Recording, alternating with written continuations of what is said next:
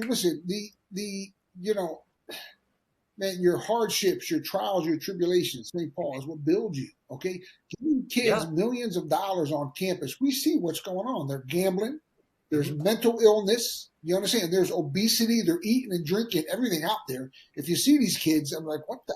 You know, they're not just the NFL guys are a bunch of obese, overweight. The linemen, same in the colleges, man. The guys are all obese. You see very few healthy athletes anymore, especially on the interior line. But the thing is, Andrew, the thing is, you know, man, the root of all evil is money. They got this gambling craze that they're promoting. The NCAA is permitting it. I mean, you know, ESPN, on everything you turn, they have the lines, the totals, the this, the that, the so forth and so on all these different things that they're televising.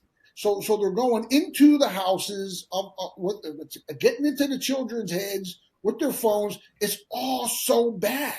That's why someone needs to come in and just shut them down and take it over and say, look, no more $25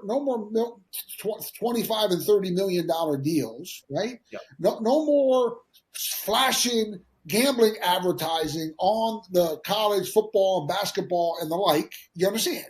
And no more males competing against females. It's just those are three that gotta happen. Hey guys, do me a favor real quick. Look down. Are you subscribed to the channel? If you are, thank you so much. If you're not, please click subscribe. It helps us so much keep bringing you the conversations that no one else is having. Thanks, guys. Okay, let's get back to the conversation. And then the cherry on top is we don't want any more foreign athletes. And that's something that, you know, watching the soccer and the volleyball, they had some big woman. She must have been from Russia. She had to be like 28 or Russia, one of the Eastern Bloc.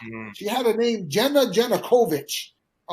She was playing for Kansas. This woman was so big. She could have been a guy for all as I know, from one of these Eastern Blocs. And it's very important with this craziness that's going on around our country. We got to know who's coming into our country. You understand?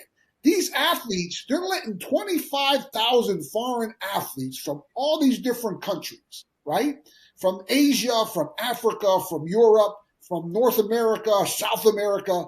We got to know who these athletes are, okay? They just can't give 25,000 scholarships away when we have our American athletes on top of that competing. And there's so much more to it, Andrew. But ultimately, ultimately, right?